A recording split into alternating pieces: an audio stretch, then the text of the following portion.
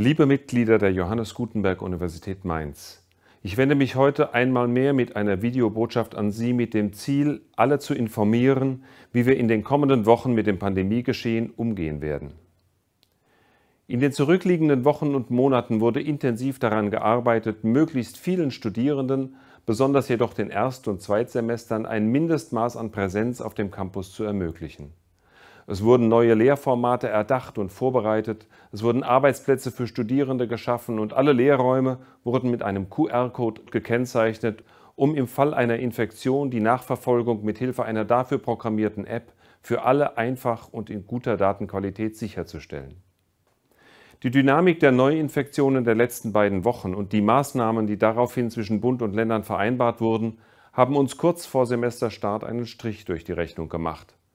Auch zu Beginn dieses Semesters müssen wir zunächst auf Präsenz verzichten, wo immer digitale Ersatzformate möglich sind.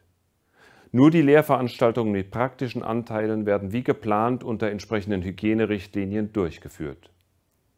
Anders als im März dieses Jahres kommt es jedoch nicht zu einer Schließung der Universität. Wir wollen jedoch unserer Verantwortung gerecht werden und alles dafür tun, um die Anzahl an Kontakten unserer Mitglieder untereinander und mit anderen zu minimieren, mit dem Ziel, die hohe Dynamik des Infektionsgeschehens zu bremsen.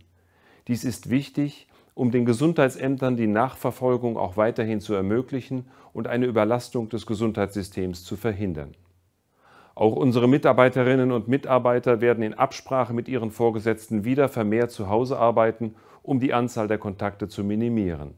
Es bleibt jedoch bei der derzeitigen Regelung, dass der Regelarbeitsplatz an der Universität ist und Präsenz verpflichtend ist, wenn der Arbeitsprozess dies nötig macht.